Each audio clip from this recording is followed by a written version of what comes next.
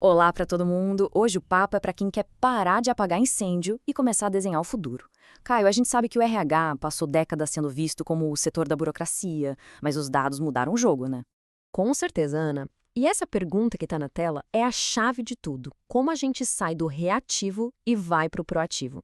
A resposta, no fim das contas, está em usar os dados que a gente já tem, mas de uma forma muito mais inteligente. Exato. Os dados mudaram as regras do jogo. Mas, né, tem um detalhe. Não adianta ter um dashboard lindo, super colorido, se a gente não sabe o que ele está tentando nos dizer. A verdadeira virada de chave acontece quando a gente aprende a interpretar. É exatamente isso. A transição do operacional para o estratégico acontece no momento em que a gente para de olhar para o dado como um fim em si mesmo e entende que ele, na verdade, é um sintoma. Ele é um sinal, um alerta de que algo mais profundo está rolando. Perfeito. Eu gosto de fazer uma analogia com um médico, sabe? A febre não é a doença, é o sinal de que o corpo precisa de atenção. Com os dados de RH é a mesmíssima coisa. Um absenteísmo alto, por exemplo, é a febre da organização. Exatamente. E essa tabela ilustra isso de um jeito muito claro. O absenteísmo elevado não é o problema de fato. É o sintoma de um clima que talvez não esteja legal. Um turnover alto de gente que acabou de chegar não é a causa, mas sim um reflexo de um processo seletivo ou de uma integração que pode ter falhas. O dado está ali, gritando para a gente investigar a causa raiz. Ótimo. Então vamos deixar isso mais prático. Que tal a gente pegar 3 métricas que todo RH conhece e mostrar como transformar esses números em ações estratégicas de verdade? Vamos começar com o famoso turnover. Todo mundo aqui sabe calcular, né? É o número de saídas dividido pelo total de colaboradores. Mas ok, deu 12%. E aí, o que esse número sozinho realmente nos diz? Ele é só o começo da conversa. É aí que o pensamento estratégico entra. Se o seu turnover de talentos que acabaram de ser contratados está alto, o problema não é a demissão em si. O problema talvez esteja lá atrás, no seu processo de onboarding ou até no alinhamento cultural durante a seleção. A gente para de olhar para a porta de saída e começa a olhar para a porta de entrada. Muda tudo. E a ação prática é essa. Primeiro, separa o joio do trigo. Quem pediu para sair e quem foi desligado. Segundo, vai investigar o porquê de quem pediu para sair. É liderança? É o clima? Falta de carreira? E crucial, revisa a jornada dos primeiros 90 dias. É assim que um número vira um plano de ação concreto. Boa!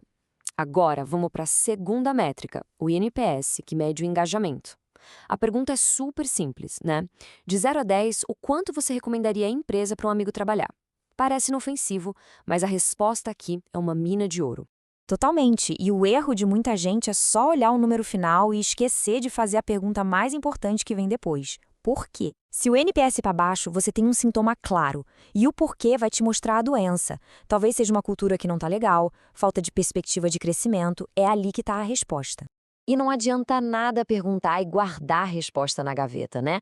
Para que a ferramenta funcione, a gente precisa ser transparente com os resultados e, principalmente, criar e comunicar planos de ação. Mostrar para as pessoas que a voz delas foi ouvida e que algo vai mudar. Isso constrói confiança. Por último, o ROI de treinamento. Essa métrica aqui é para mostrar o valor do nosso trabalho. A pergunta é direta. Para cada real investido em um treinamento, quanto a empresa teve de retorno? Um bom número para se mirar é pelo menos 300%.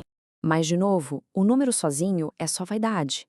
O pulo do gato é conectar o treinamento com um indicador de negócio. Aquele treinamento de vendas, ele realmente aumentou a taxa de conversão? Aquele curso de liderança, ele diminuiu o turnover da equipe? É essa conexão que transforma o que era visto como custo em um investimento estratégico. Perfeito! Então, até aqui, a gente falou muito sobre como usar os dados para diagnosticar os problemas. Mas um bom médico não para no diagnóstico, certo? Ele precisa receitar o tratamento. Agora, vamos falar de como entregar a solução. Exato! De que adianta um diagnóstico super preciso se a gente não tem o remédio certo? A análise de dados tem que ser o ponto de partida para ações que de fato resolvam as dores das pessoas no dia a dia. E é aí que entram as ferramentas táticas. Hoje em dia, plataformas como as de benefícios flexíveis são um exemplo perfeito disso. Elas são a cura para muitas das doenças que os dados apontam, como engajamento e retenção, porque dão autonomia para o colaborador. A conexão é direta e muito poderosa. A flexibilidade de escolher onde usar o benefício impacta diretamente as métricas que a gente discutiu.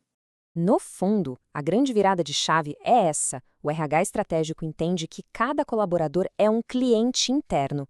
Nosso trabalho é entender as dores desse cliente e oferecer soluções que resolvam problemas reais da vida dele. Então, para a gente fechar, quando olhamos para o futuro, qual é a grande mensagem que fica para os profissionais de RH que estão nos ouvindo?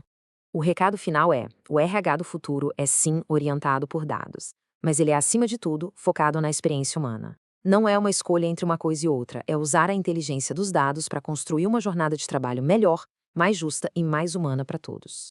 Esse é o verdadeiro RH estratégico.